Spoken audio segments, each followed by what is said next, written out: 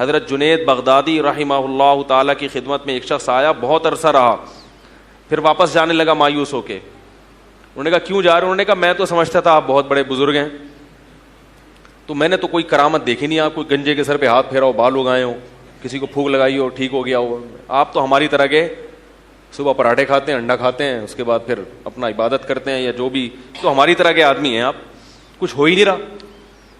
تو انہوں نے فرمایا مجھے اتنے عرصے میں کبھی سنت کے خلاف کوئی کام کرتے ہوئے دیکھا؟ اس نے کہا یہ تو نہیں دیکھا. انہوں نے فرمایا یہی کرامت ہے, شریعت پہ چلنا سب سے بڑی, بولو بھائی, کرامت. تو آج کل شریعت پہ کو فالو نہیں کیا جا رہا, اور یہ کرامتیں اور قصے اور یہ ان چیزوں پر جو ہے وہ دین کا مدار رکھا ہوا ہے. تو میں یہ عرض کر رہا تھا میرے بھائی, اللہ تعالیٰ نے جیسے غیر مسلم کو حکم دیا کہ وہ اسلام قبول کرے, کیونکہ اللہ نے اپنی قدرت کے اور اپنی اسلام کے برحق ہونے کے دلائل دنیا میں بہت زیادہ اللہ نے رکھ دی ہیں دنیا میں دلائل, ایسے ہی اللہ نے اہل اسلام کو حکم دیا کہ وہ موت تک دین پر قائم رہیں. کیونکہ جیسے کافر کے لیے اسلام لانا مشکل ہے, ایسے ہی مسلمان کے لیے اسلام پر قائم رہنا بھی مشکل ہے. ہاں کافر کے لیے اسلام لانا زیادہ مشکل ہے, کیونکہ اس کو تو پورے ماحول سے بغاوت کرنی پڑتی ہے. مسلمان کے لیے دین پر قائم رہنا اتنا مشکل نہیں ہے, لیکن بہرحال مشکل ہے ضرور, اس لیے اللہ نے حکم دیا. تو اب میں یہ عرض کر رہا تھا, ارتداد یعنی دین سے پیچھے ہٹنے کے مختلف درجات ہیں. ایک درجہ یہ کہ اللہ نہ کرے بالکل ہی کوئی کافر ہو جائے, اس میں خوابوں کی وجہ سے ہو گیا, یا کسی عورت کی لالچ میں ہو گیا, یا دولت کی لالچ میں, یا باہر کے ویزے میں. اور یہ بھی یاد رکھو کہ کسی ملک کا ویزا لینے کے لیے اپنے آپ کو اگر غیر مسلم لکھوا دیا, چاہے مذاق میں ہی, جھوٹ موٹ میں ہی, تو تمام علماء کا اتفاق ہے کہ وہ حقیقت میں کیا ہو جائے گا؟ کافر ہو جائے گا. بعض لوگ سنی ہیں اپنے آپ کو شیعہ لکھوا دیتے ہیں. میں شیعہ کا قائل نہیں کہ شیعہ کو کافر کہا جائے یا مسلمان کی بحث, اس نے امت میں بہت لڑائیاں لڑوائی ہیں, ان چکروں میں نہ پڑے. لیکن اپنا مسلک بدلنا دنیا کی خاطر یہ غیرت مند لوگوں کا کام, بولو بھائی, نہیں ہوتا. یہ غیرت مند لوگوں کا کام نہیں ہوتا. عالمگیر کا مشہور واقعہ ہے نا, اس کی بیوی کیا تھی؟ شیعہ تھی. تو شیعہ سے جب کوئی نکاح کا پروگرام ہو تو کیسے باقاعدہ کسی دارالفتہ سے پہلے فتویٰ لیں. سمجھ میں آ رہی ہے بات؟ شیعہ سے اگر کوئی نکاح کرنا چاہتا ہے تو کسی دارالفتہ سے, مستند ادارے سے تحریری فتویٰ لیں کہ میرے لیے یہ نکاح جائز بھی ہے یا نہیں. وہ اس کے عقائد کی تفصیل جاننے کے بعد فتویٰ دیں گے. ایسا ہی نہیں ہو کہ کوئی بھی شیعہ ہے تو سنی سے نکاح کرے, سنی ہے تو شیعہ سے نکاح کرے. اس کی ڈیٹیل ہے, کچھ اس میں تفصیل ہے. دارالعلوم کرنگی ہے, بنوری ٹاؤن ہے, جامعہ رشید ہے, جامعہ فاروقیہ ہے, یا وہاں پنجاب میں جامعہ اشرفیہ ہے, کسی بھی اوتھینٹک مدرسے سے باقاعدہ اس کے عقائد بتا کے ریٹرن میں فتویٰ لیں اس میں. کیونکہ شیعہ لوگوں میں بھی بہت سارے مختلف قسم کے مسلک ہیں, مختلف قسم کے. نیپال سے مردہ زندہ کرنے والے بھی آپ کو شیعوں میں ملیں گے, ٹھیک ہے نا. تو ہر طرح کے لوگ ہیں. تو کچھ کے عقائد توحید والے ہوتے ہیں اور کچھ کے نہیں بھی ہوتے, تو ہر طرح کے لوگ ہیں اس میں.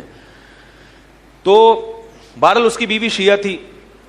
تو وہ کیا تھا کہ وہ اس نے میاں بیوی نے سوچا کہ ہم شیعہ سنی علماء کا مناظرہ کراتے ہیں. تو اس نے کچھ ایران سے شیعہ ذاکر بلائے اور ادھر سے انہوں نے سنی علماء بلائے. تو اللہ کی قدرت کے وہ سنی علماء مناظرہ جیت گئے. تو وہ جو بادشاہ کی بیوی تھی نا, اس نے اپنی انسلٹ محسوس کی کہ میرے مسلک کے جو مولانا تھے وہ کیا ہو گئے, مناظرہ ہار گئے.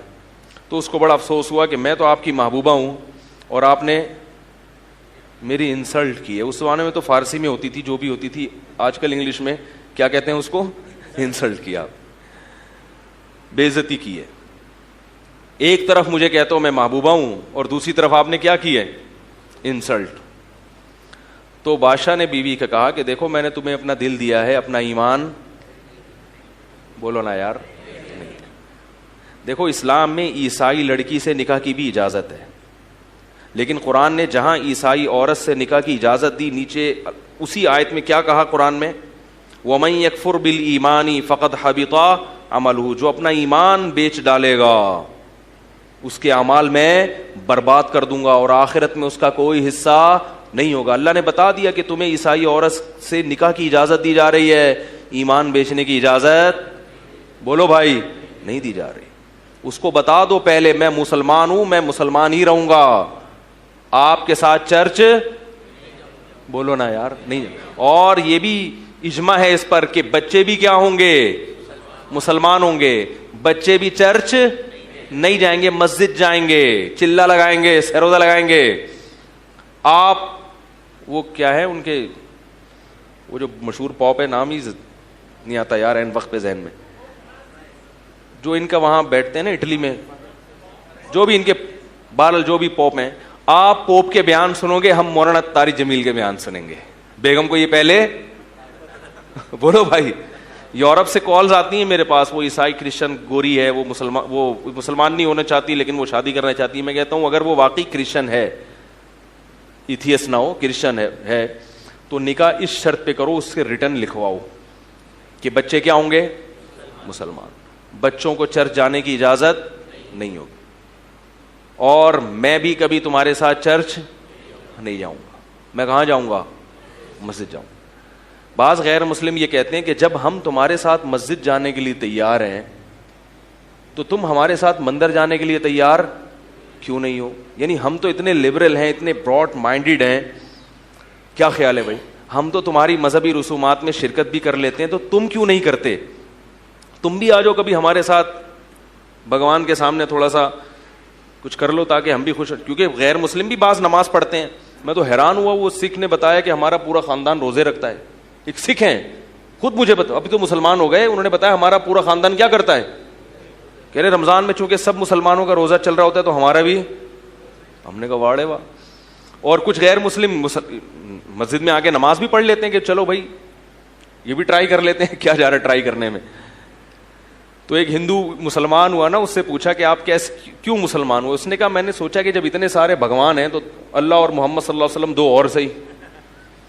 تو ہم نے کہا ایسے اسلام نہیں ہوتا بھائی. تو بہت سے غیر مسلم کہتے ہیں جب ہم اتنے لبرل ہیں کہ بھائی ہم آ جاتے ہیں اور تو تم لوگ کیوں نہیں آتے. تو بھائی آپ کے مذہب نے آپ کو اجازت دی ہے, ہمارے مذہب نے اجازت نہیں دی. ہمارے مذہب نے دوسرے کی آزادی میں ٹانگ اڑانے کا تو ہمیں حکم نہیں دیا کہ کوئی مندر جا رہا ہے تو گھسیٹو اس کو مسجد کی طرف, یہ تو ہمیں نہیں کہا. کتنا اسلام براڈ مائنڈیڈ مذہب ہے. دیکھو عیسائی عورت سے نکاح کی اجازت دی اور اس کو آپ چرچ جانے سے روک نہیں سکتے کیونکہ اس کا مذہب ہے, وہ جائے گی. لیکن آپ یہ کہو گے بھائی ہمارے مذہب میں الاؤ نہیں ہے کہ میں آپ کے ساتھ عبادت کے لیے چرچ جاؤں, الاؤ نہیں.